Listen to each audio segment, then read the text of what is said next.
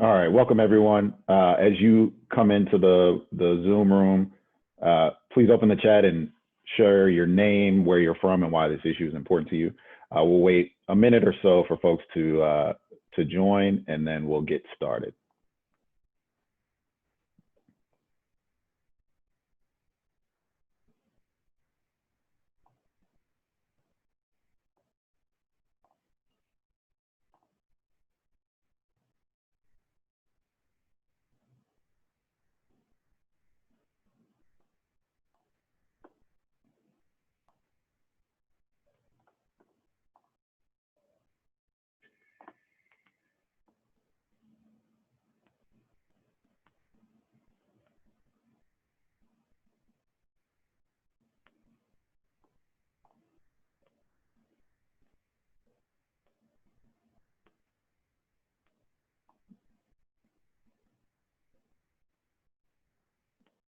Jeannie says she's excited to see Diaries. I am too. It's always good to, especially looking so good. So we're excited about that. We got folks from Michigan.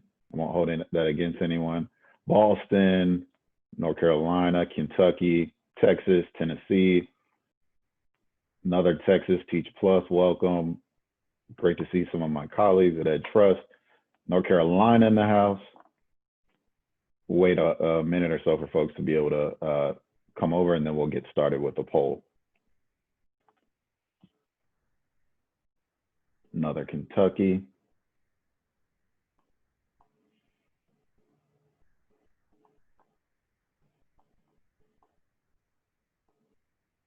Great.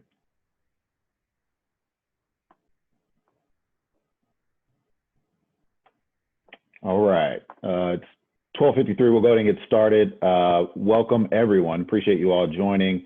Welcome to day 2 of our boot camp and our second breakout session.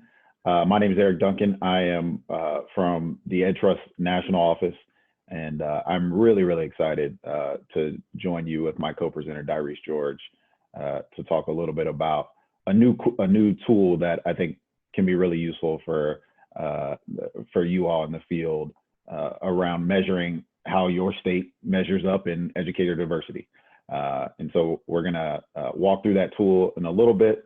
But before we go into the presentation, I wanna preview one of what I think is a really great function of the tool, which is the ability to see what some other promising states or practices states are doing across the country. So if you will, take a minute to take this poll real quick. So I'll give you a minute to go ahead and start.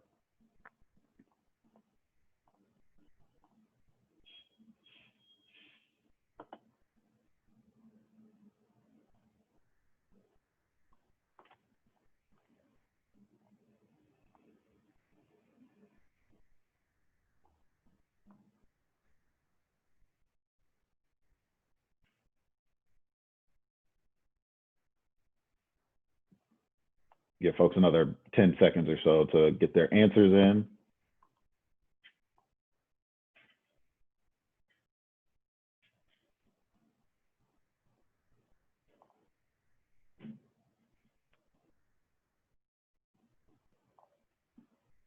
All right, so which state invests the most in grow your own programming, including a $2 million investment last month using CARE Act funds to aid districts in developing grow your own programs? We had a nice distribution of answers. Tennessee led the pack, and good to know that this crew has a good amount of knowledge in this space. The answer was Tennessee. And so again, one of the, I think, really cool functions of this new tool that we're going to roll out in a little bit and highlighting practice that Tennessee is doing and getting in a little bit more into what Tennessee is doing to work with this tool. Want to do some brief introductions real quick. Put a couple of pictures up to introduce myself and our co-presenter. As you saw in the chat, I asked you all where you're from, your name, and I hope maybe some folks can give a little bit more about why this issue is important to you. And you can take some time to do that right now in the chat. And the reason why I did that, it's one of the big reminders I had yesterday was that I don't always, I think, allow myself to understand or view this work as deeply personal as it is to me, given what we do day to day by day, hour by hour. Some of the tasks that we have to do are pretty tedious. So wanted to ground us real quick in why this work is deeply personal before we get into sort of the nitty gritty of policy and advocacy. So there's put a picture of me when I was young in elementary school with two of my best friends, Kim and Jonathan. We're still close to this day. And what it reminded me of was one of the moments that was a big defining moment for me in elementary school back in 1995, which probably was a defining moment for a lot of us as well, in good ways or bad. But the O.J. Simpson verdict. And so there were kind of two moments that are etched in my mind about that verdict and that time. One was that my Spanish teacher pulled me aside and told me I could watch the verdict as an 8-year-old with her and a couple other folks while folks were in class. That was exciting for me, and I knew it was a relevant, newsworthy story. Got to see the verdict, and I was told not to tell anyone, but of course I ran back to class and told Kim and Jonathan. But the other thing that resonated with me a lot was that there were, I don't know if you remember the coverage of this, but the split screen of the reaction of white Americans and Black Americans, and how one side was, Black Americans were kind of excited and cheering for the not guilty verdict, and white Americans, that side sort of was dismayed. And as an 8-year-old, I didn't really understand that, the difference in reactions. I thought I had a concept of what it meant to be Black in America, but I grew up around Black people, so it wasn't necessarily something as stark with me. And so throughout that day, it sort of stuck with me.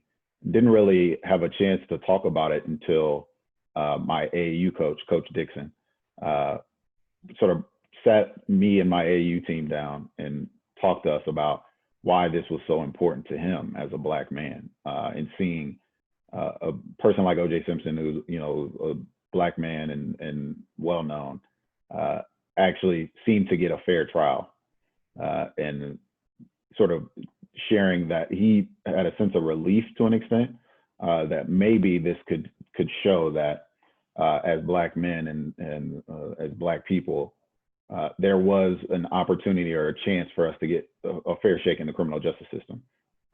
And so I that was a narrative and a story that I don't know if a different person or a white teacher or a teacher who didn't share my background could share with me. And it's sort of a big reason why I do this work. And so again, this work is deeply personal to all of us. And I just wanted to ground us in that. Diarese, would you like to introduce yourself a little bit and talk about your picture?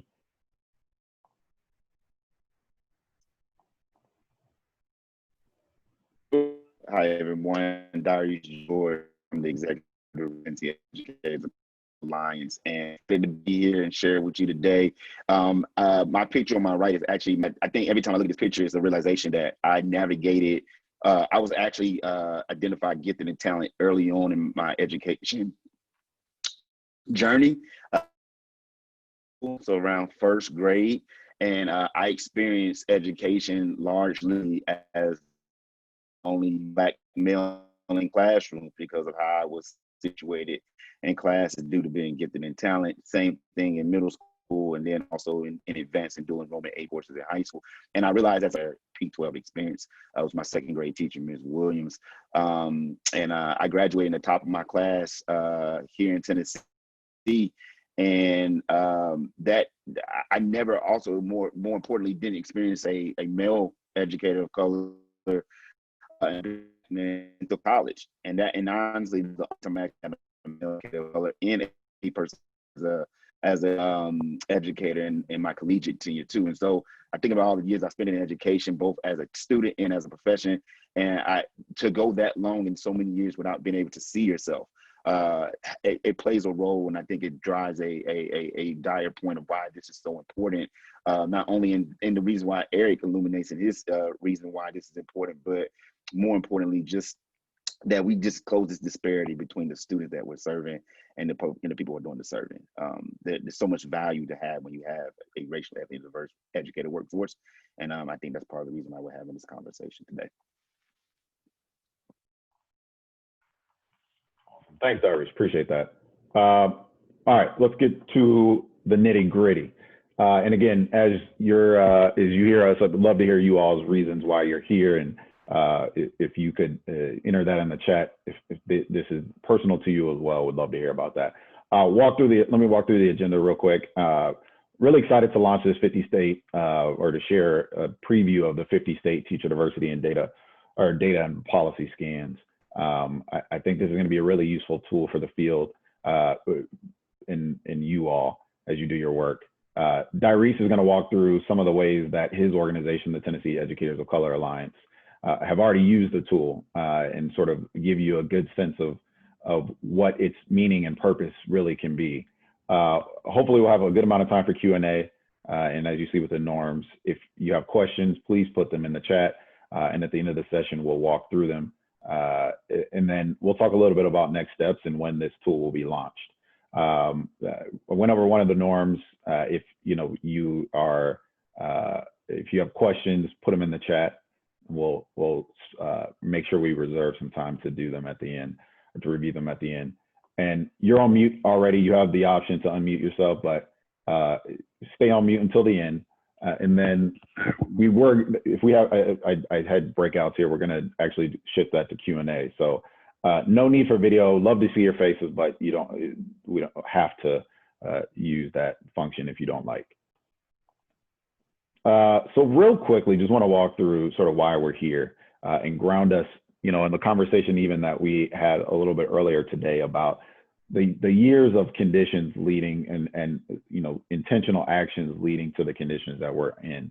I put a picture of Brown v. Board because I think that was a really crucial sort of line of demarcation for where we are and how the workforce looks today versus what it looked like pre Brown v. Board. Brown v. Board is a sort of celebrated court decision, which it should be. There's a lot of value in the principle that segregation by law is inherently flawed and wrong, and particularly in schools and the message that it sends. But it had a disproportionate impact on the teacher workforce for Black teachers in particular, but teachers of color more broadly. Pre-segregation or the era of segregation, 82,000 Black teachers in the South. Only 10 years later, that workforce was cut in half due to specific decisions that were made about the quality that Black teachers could provide to even white students, but Black students as well, due to some of the lack of protections that Black teachers were provided to keep their jobs, and some of the harsh working conditions of Black teachers working in integrated schools. And we see some of this stuff continuing to persist. And it really illuminates the fact that so much needs to be done in a collective and targeted way to undo the extensive amount of damage that was done, in particular, subsequent to Brown versus Board. So that's sort of the context that we're in and why this teacher diversity issue is so important, and why policies need to intentionally address these conditions. So big reason why, again, we have this, we created these data and policy scans is to allow folks like you all to look at what your states are doing, in particular around the diversity of the educator workforce. What are the current conditions and what is being done and what should be done. So we started with a data analysis of the racial demographics of each state's teacher workforce, wanting where possible to look at school level data to get really, really in the weeds about what this looks like in each state. And then for each state, we developed criteria based on the policies that are in place in each state. And we looked at sort of 5 core criteria or categories. Does the state have visible and actionable educator diversity data? That's visible and, like we said, actionable to folks like you. Does the state have goals for increasing the racial diversity of the workforce that are publicly available? Is the state investing in preparing teacher candidates of color? Is there an intentional investment to broaden that field and to prepare that field of teachers? Are there targeted resources to recruiting and hiring teachers of color at the district and school level provided by the state? And then are there investments in efforts to retain teachers of color? Again, with these 5 sort of big conditions, we wanted to make sure that we looked at how each state does this, which states are doing it well, and how you all can sort of use that information to inform whatever advocacy or policy plans you all have moving forward in the future. So without further ado, I'm going to take us to this new tool that we hope to come out in a few weeks that I think you'll be able to walk through to view what your state is doing in the educator diversity space. So the site is broken into sort of 2 major parts, like I said. Each state will have some demographic data, but this is sort of the national page where you can start. And it breaks down the demographic data of the entire nation as we see the gap between teachers of color and students of color. And then with these 5 criteria, you can see just first a snapshot of how how the country looks and how states are doing. With the criteria, if a state meets the criteria, we have it as green. If it partially meets, we have it as yellow. If it doesn't meet, we have it as red. And just as a quick look at this, in our initial results, you see that not a lot of states are meeting some of these basic criteria, starting with visible and actionable data, and you can see sort of going across the board to other aspects. I'm going to click on Tennessee because that's the analysis or the state that we're going to dig a little bit deeper into, and show you sort of what you can look at when this site is live to really analyze your educator workforce data and policies. Again, on the left for each state, we have demographic data, student population, teacher population in each of these major demographic groups were available. So you see the gaps. If you scroll down a little bit, you'll see these 5 sort of core policy criteria that we rate and that you're able to explore. And a message that basically says what we've talked about. The policy conditions at the state level must support the pipeline, the ability for educator prep programs, district and schools to prepare, recruit, and retain teachers of color. So here are these 5 things for each criteria or sort of main bucket. This one is our educator diversity data, and is it visible and actionable to stakeholders? We rate states on sort of these sub things that sub aspects of it that we think are important for each state to provide to make sure that they meet this overall bigger criteria, which is for this one, it's the educator diversity data. So for each state, we say for this point in particular, for data to be meaningful, states must. As you see with Tennessee, we have sort of the statement of what states should be doing. And this one is share annual school level information about the racial demographics of the educator workforce, including online in a dashboard, report cards, or state developed report. We have the methodology, how we rated each. So green would be publicly available school level data. Yellow, publicly available district level information. Red is state level information, demographic data, or no publicly available data. So does the state share these data on the site? We have a statement for what Tennessee does and a link to what they do. Tennessee partially meets it because they just post the district level data. Then what I think is really cool, we have a statement or a sentence that recommends what the state should be doing. So now they post district level data, which is great, but it should include school level data. And we have a link to an example. Massachusetts data dashboard. And if you click on that, you're able to go to what we think is a really great dashboard. This one is of the preparation candidate enrollment by race or gender, but you can kind of play around with how this state breaks down data. And so we do that for each of these criteria. You're able to sort of play around with it, go through each. What we're going to focus on today with diaresis presentation is around this setting a numeric goal and how you all can look at how your state does and use it as a way to inform some of your advocacy plans or your policy priorities. So that's really cool, and I think something that will be useful. The other really cool thing that we do, we have sort of the broad demographic data breaking down teachers versus students, but we also look at the student experience.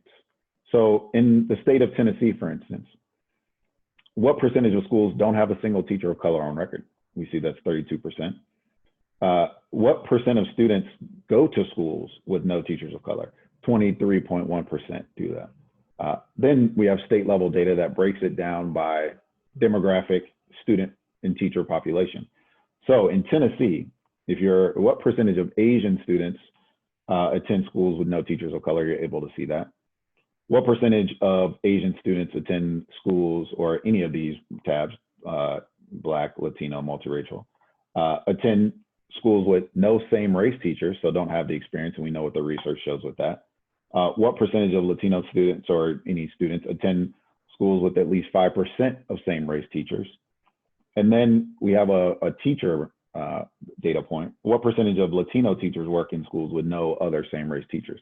And again, we know what the research and data show about the invisible tax that it takes on teachers of color to teach in schools that are isolated. So you're really able to dive into the data and what this really means and shows in your state. And for some states, there are if there's available data, we're able to break down some of the larger districts in the state to see the difference between what the state numbers show and state data show and what district data show. So this tool, with Tennessee, we have a number of different counties. I think this tool is really cool for a lot of reasons. One, you really get a good assessment of your own state. But the other, I think, really cool thing is that you can compare yourself to other states and what they're doing. And if you are a state, maybe like a Louisiana or a North Carolina that is approaching, let's say, one of these policy criteria and you want to get to green, you can click on another state and view its profile to see how it compares, maybe a similar state. There's a lot to do with this. Just wanted to preview this and share what I think is going to be a really, really great tool for you all as you're exploring your own states and start to think about what can be done to increase the racial diversity of your workforce from a policy level. I'm gonna go back to our presentation real quick and get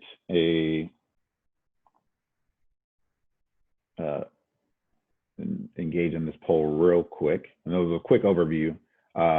We're hoping that the site will be live in the next few weeks, at which point you'll be able to sort of dig deeper and explore.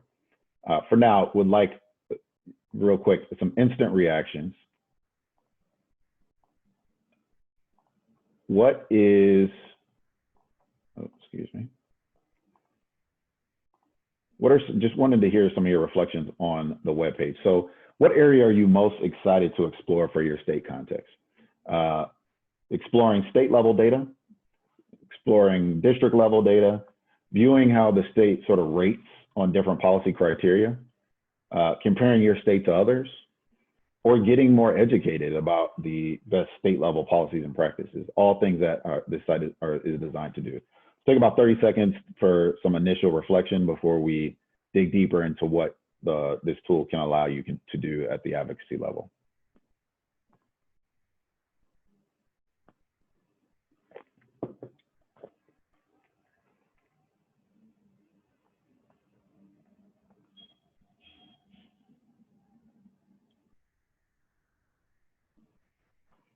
These are some good results.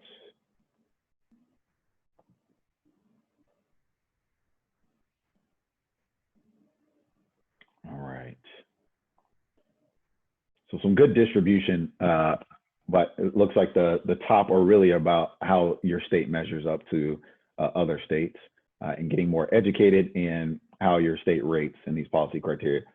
This is really exciting. I think this goes directly into what Dyrese is going to talk about with the way that he's used it with his advocates. And again, if you have questions about the site or anything else, please share that in the chat. I'm going to transition to Dyrese to talk a little bit about his organization and how we've already collaborated to use this site for some changes in his state. Dyrese, take it away. Awesome, thanks, Eric. I appreciate you. Appreciate that preview too as well. I briefly just want to just tell you a little bit about myself and how Tennessee Educators of Color Alliance comes to be. Largely a part of what Eric has presented is the reason why I'm engaged in the work that I've been in. I'm a former high school teacher. Again, I told you a little bit about my education experience as a student. Not only did that impact me as a student, but then as a professional in the space, I taught in the space where I was the only male teacher of color in the building for the 5 years that I was teaching. And so it's kind of this repetitive cycle of like student for P-12 to higher ed, and then now even as a teacher in the profession. And then I left teaching after 5 years and joined the national teacher residency as their director of recruitment and also as a manager of resident development. And so one of my explicit jobs within that space was to recruit people of color to be teachers within Middle Tennessee, largely in the Nashville area. My experience between teaching and transitioning into the prep space was there was a lack of presence, voice, and agency for teachers of color in the education policy space. I did not want to go into administration, so I started looking at teacher leadership opportunities. And so I started applying for all these different fellowships. I had an opportunity to participate in 3 different statewide fellowships. Again, even my selection into the fellowships was either the only person of color or the only male person of color selected into the fellowships. The thing that I learned the most though in those spaces as a teacher was there are people making decisions in education that don't have education backgrounds, 1, and 2, if there are decisions that are stemmed in educator diversity, oftentimes teachers of color were not in those spaces to be able to lend voice to the change that they needed to see to support them. And so while I was still teaching, I wanted to create a space where we could support teachers of color to stay in the profession, but then also develop them in a way where we can acknowledge them as leaders and position them to lean in on policy and advocate for the change that they needed in recruitment and retention in order to make the space more sustainable for teachers of color. And so I launched TECA while I was still teaching, kind of carried the work along with me while I was still at the National Teacher Residency. And more recently, at the top of this year, transitioned to lead TECA full-time. So some of the work that we've done to date, one of the things that we did was I'm a context guy, so I don't like trying to solve issues and challenges without fully understanding what they look like and how they show up. And I know from a lived experience that they show up vastly different for people of color that work in this space. And so we did a statewide tour with focus groups across the state with teachers of color, so we could really understand the challenges that existed, a little bit